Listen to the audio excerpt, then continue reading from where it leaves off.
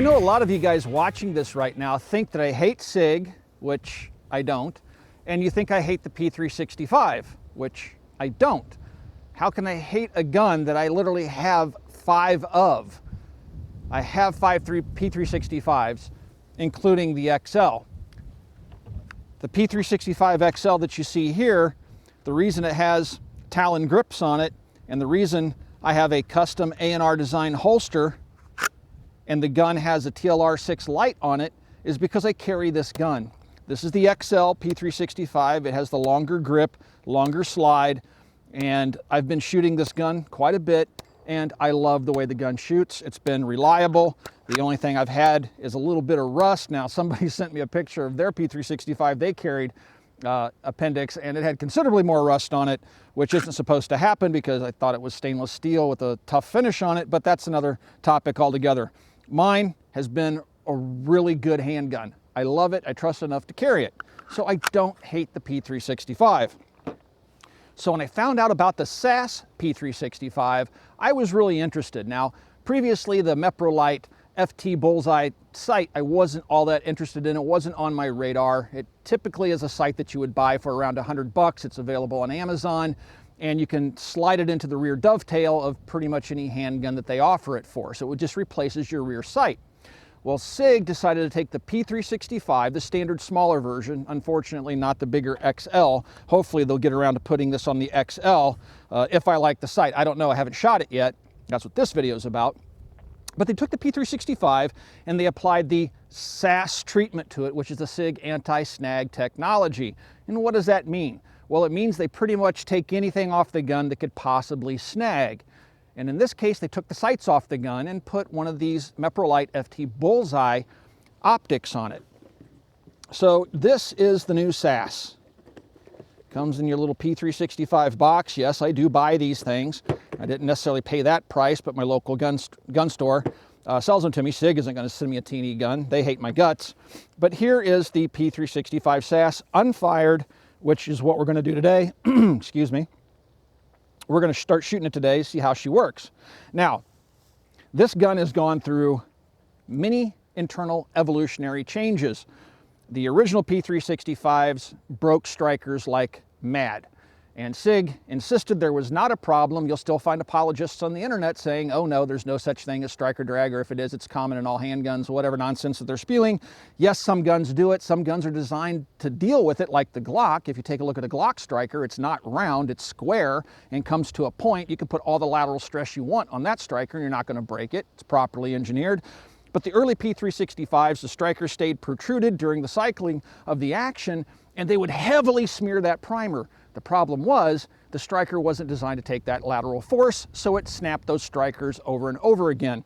Now, Sig said it wasn't a problem, but I have enough of these guns in my possession to know that they've changed the striker design significantly 3 times, and they've changed the springs on the striker, increasing the weight at least 3 times, maybe more.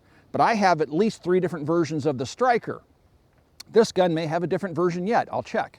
But the problem was strikers were breaking. Sig denied there was a problem while making changes behind the scenes, a lot of changes. So let's see if this little gun has any issues. Now, it seems that the problems with the strikers breaking has evaporated, and Sig, to their credit, has fixed it. It would just be nice if they owned the mistakes and didn't try to cover them up. But that being said, the P365, in my opinion, is a very innovative gun. Sig does great innovation. I love my Sig Rattler. When I travel, my Sig Rattler goes with me. I carry my P365 XL. This thing has no striker drag whatsoever on it because Sig got rid of it. They engineered it out of the gun. Maybe we'll see the same with this gun. I'm hoping that's the case. But the P365 is very small, has a patented 10-round magazine, which is absolutely tiny. And when it came out, it was the only gun of its kind that was this small. Yeah, there are other small guns like the G2C and stuff like that, but this one's smaller, skinnier, and just better feeling and better shooting. I loved my first gun right up till about 800 rounds when it broke, and it was an internal spring. It wasn't even the striker. And that was another problem that Sig ultimately, I think, fixed. The SAS, as you can see here, has no sights on it, has a ported barrel, which I don't care for. On the other side of the gun, you'll see that it has a slide stop slide release. For some odd reason they left it there where you can actually feel it, but it's completely useless. It's recessed to where it's just barely protruding from the frame, but this was apparently in an effort to reduce snagging, and then they got rid of the takedown lever. Again, I don't get it. Let me show you what the standard takedown lever and slide release looked like on the original P365. The XL is very similar. That's what they changed. Now, I don't see how this would snag. I've never had a problem with those teeny tiny, very flush controls snagging on my earlier SIGs, but okay. I think it's more of a marketing gimmick than anything, but in the process of doing that, they got rid of the slide stop slide release and they took away your disassembly lever, so now you have to use a rim of the case or a flathead screwdriver to take your gun apart, where before that wasn't necessary. So, the sight is what really makes this gun stand out. I'm gonna go ahead and close this because it's windy today and it's gonna blow all the stuff inside the box around. But this sight is really what makes it stand out. Now, if you took a look at the Meprolight FT Bullseye sight before, again, it would dovetail into a rear sight. You'll see that Sig has completely machined the slide in such a way that it is recessed into the slide. Really cool. The only problem is, potentially, you have no way to adjust elevation or windage on this sight. So if the gun doesn't shoot to point of aim for you, you're never going to be able to fix it. With the original FT Bullseye sight that you would dovetail into a rear sight, dovetail, you could at least adjust windage elevation. There was no adjustments on the sight anyway. So I've not seen any problems reported with these not shooting to point of aim. Now, the gun is designed for inside of 10 yards fighting, self-defense. So the sight is not a long-range sight. It's not advertised as a long-range sight. It's advertised as a short, close-distance sight. Now, they say that it's possible to make 25-yard shots, but the guys over at the Firearms blog, James Reeves, did an outstanding video with the guys at Nolatech Training and Brandon LeBouf. They did a really good video showing the difference between this gun and a standard P365 with standard iron sights and how accurately they could shoot the gun. So there is an accuracy difference depending on the shooter, and I'll link to that video because it's a really good video and I don't want to repeat their testing. So if you're curious about how all this sight works, please check out that video. I'll put a little card up above. All right, so let's load this gun up and do some shooting with it. We've brought out some Federal 9mm. We'd like to thank our friends over at Federal for supplying us with 9mm. We have some 124 grain Syntech ammunition, and we also, I believe, have some 115 grain standard ball that we'll be shooting through the handgun today just to get some rounds through it. Hopefully this little gun works properly, and we'll continue our evaluation, and we'll tell you how it is faring at 1,000 rounds, 1,500 rounds, because I do want to shoot it quite a bit to see how it handles. Now, you'll notice over here on the table, we have a whole bunch of magazines. The reason we have a whole bunch of magazines is because our friends over at Gun Mag Warehouse supplied us with the magazines for our P365 way back in the day when we first started doing our videos on the Sig P365s. So we'd like to thank our friends over at Gun Mag Warehouse for supplying the magazines to the channel. And if you'd like to pick up some magazines, they have really good prices, usually really fast shipping. And again, that's gunmagwarehouse.com. All right, so we've got the magazines loaded up. We're gonna start shooting at our challenge steel targets here on our new handgun range. And we'll see how this new P365 SAS performs. All right, I'm really excited to try this little SAS pistol out. We did lubricate the gun with some LPS lubricant. I'm gonna grab a 10-round magazine with some of the 124 grain ball Syntech. I've always liked the fact that Sig has really good stippling on the grip, and then they have this little shelf here for stripping potentially stuck magazines out. You wouldn't believe how many gun companies forget to do this. I really, really like that. Again, I love the design of the P365. All right, let's check this side out. Now, I have fading old man eyes, and the dot isn't as bright. If I put my reading glasses on, not bright, as sharp. If I put my reading glasses on, the dot and the circle are extremely sharp. But without them, I can still line it up. Let's see how she does. Well, that was high left. Right on top of the other one, high left. I'm shooting a nice group high left. I'm aiming right in the middle of the lungs. Beautiful group in his left shoulder. Awesome group. I'm really chewing up that left shoulder. That one went off the left edge, just clipped it. Yeah.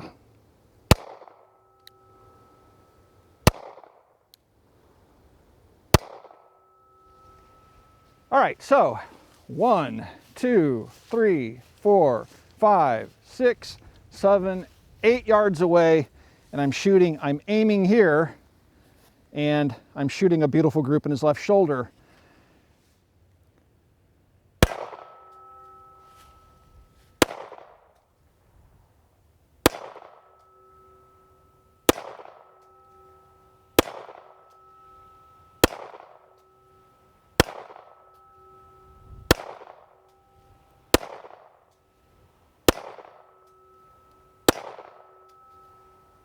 And Jason, were you aiming for the lungs? Yeah.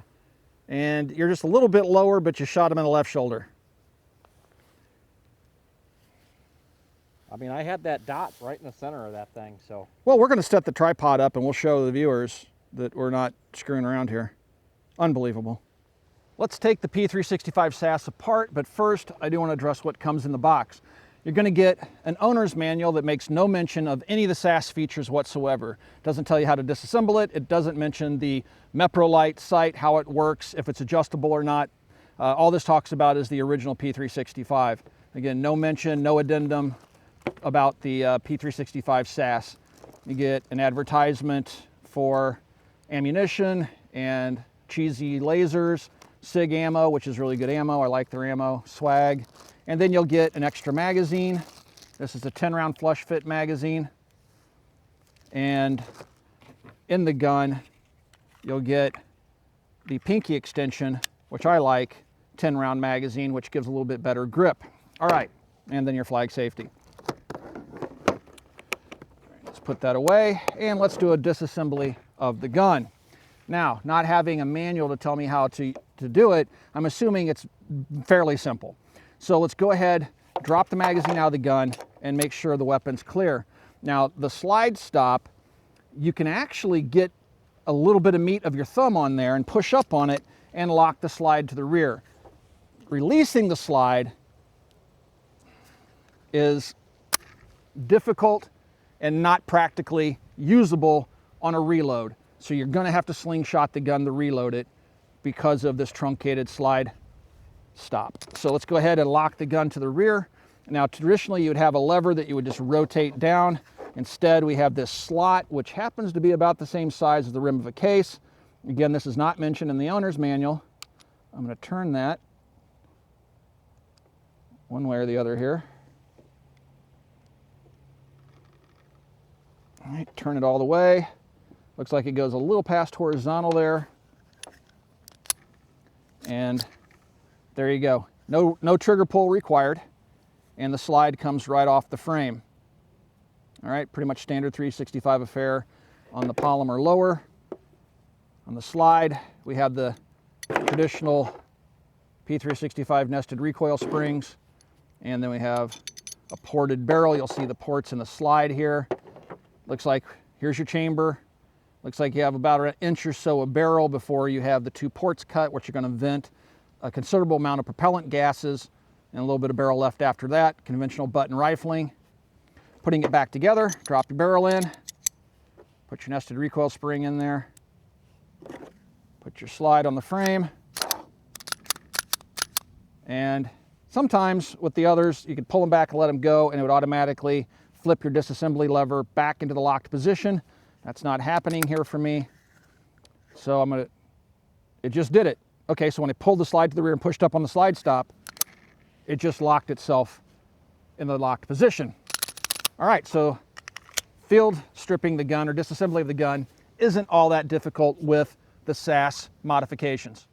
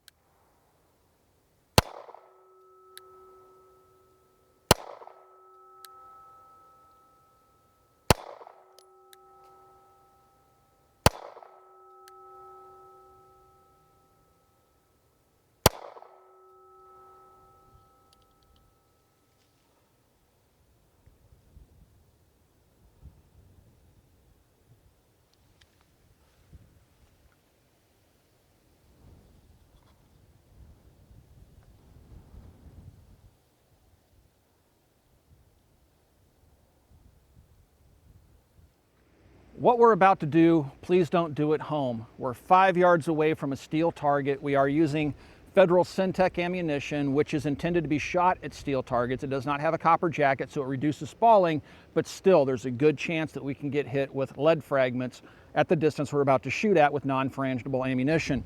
So Tom Taylor did an interview, who's from Sig and his personal defense world, and he said that the gun with this sight was optimized for 5 to 10 yard usage. Now, we just shot groups at 8 yards and we were way off to the left-hand side of the target at 8 yards. I've moved it up to 5 yards.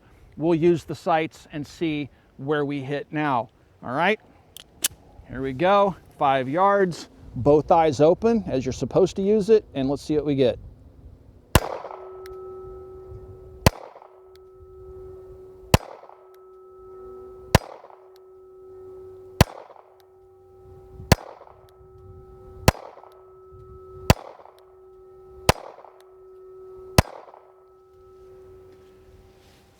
Three yards didn't make much of a difference, and that's not surprising. Aiming right here at 5 yards and hitting right here at 5 yards. As with the original P365, the recoil impulse is really muted on this thing. I can't really tell you if the ports are really working. The original P365 didn't jump around a whole lot. It's a pleasant handgun to shoot, so was the original. All right, now the sights I've already established on this particular gun. Not true necessarily of all of them, but as luck would have it, my $500 gun is worthless to me because the sights don't work. Let's see if I can point fire from 5 yards the P365 without using the sights. Just kind of hold center mass and fire.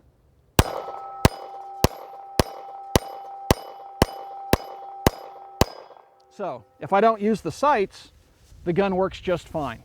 And I've pretty much trained myself to point fire at close distances anyway. All I need is that front sight. Here I didn't even have a front sight. I'm just holding the gun down below the line of sight, and I can easily line it up and make a hit. What's mind-boggling to me is this thing is perfectly in line. It doesn't look visibly out of whack, but it's so far off at 5 yards.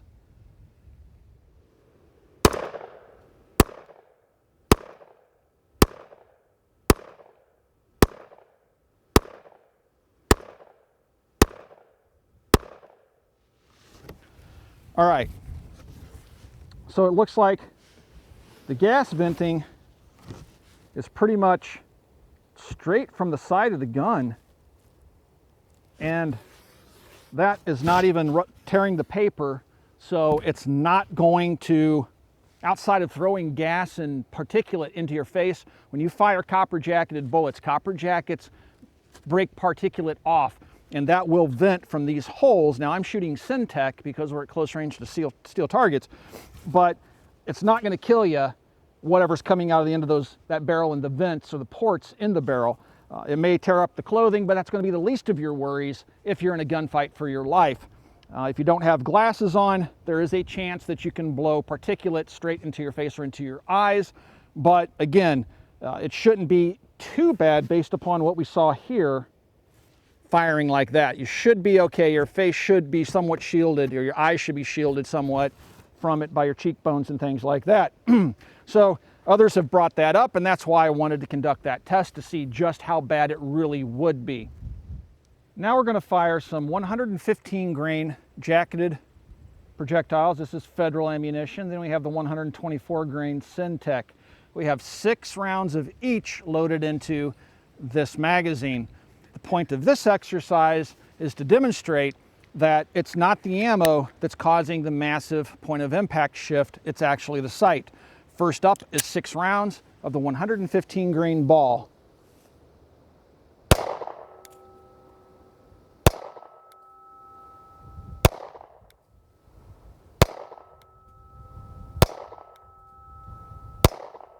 All right, guys, that is like on the very edge of the target, very edge, left side. Now this is 6 rounds of the Syntech 124.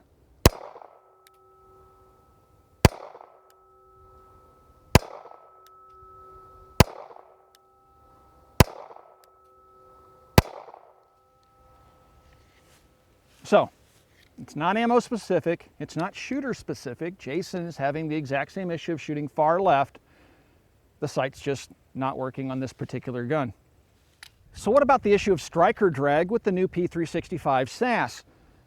Using 115 grain and 124 grain ammunition, and we got pictures, the striker drag is significantly reduced. It's almost non-existent compared to what the original P365 would do, which would be to drag that primer cup to the very edge of the primer pocket.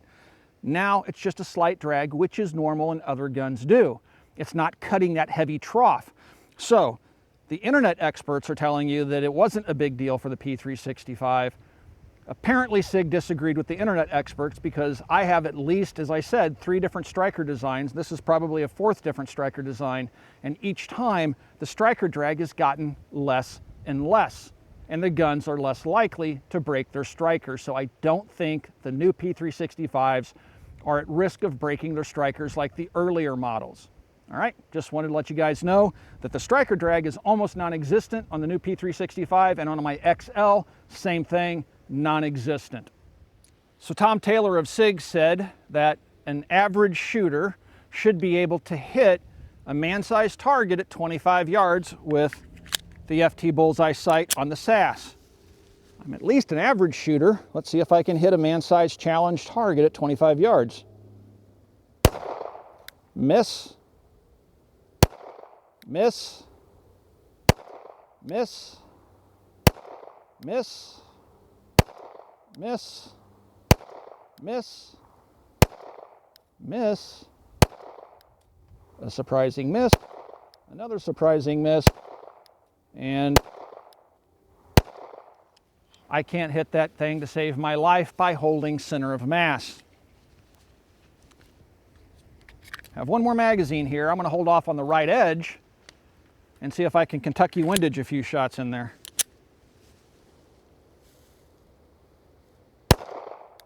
Okay, way off the right edge. Okay, so I'm holding one full man size to the right.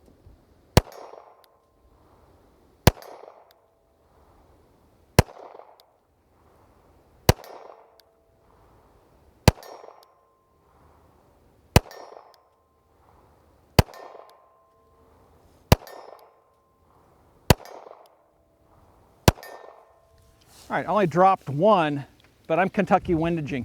So if I'm the man that I'm aiming at, I'm aiming over here into space, and I'm hitting him at 25 yards. Yeah. The P365 SAS runs flawlessly. We shot 350, 400 rounds today. There's plenty of other durability tests out there. I have no question that Sig, by now, has most of the kinks worked out of the functionality of the Sig P365. It's a good little gun. I love the XL. Again, I carry it. But at over $500, this thing with the sights and rolling the dice, because Sig doesn't check it at the factory to make sure that the sights are actually on when they ship them, it should come with a piece of paper where they fired at least 3 rounds of test firing to show that the sights are at least on, so that this doesn't happen. This is a awesome $500 sightless gun. If you don't care about having sights and you just want a really reliable 9mm that you can stick in your pocket that you can point shoot, great option. Other than that, man, it's rolling the dice whether or not you're going to get one that's zeroed or not from the factory, and that really sucks. If you'd like to support us here at the Military Arms Channel, because we certainly don't take money from Sig, they won't even return phone calls, you can do that by following the link down below. We are supported by you, our viewers. We don't take money from the gun companies. We are viewer supported.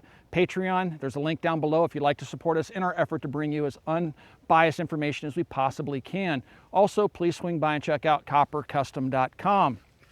All right, sightless point fire gun. I betcha without the sights I can tear this thing up.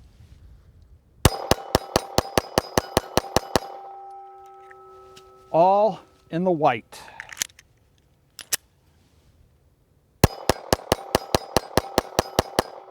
Yep. Awesome $500+ sightless gun. Point shoots awesomely. Thanks for watching, guys.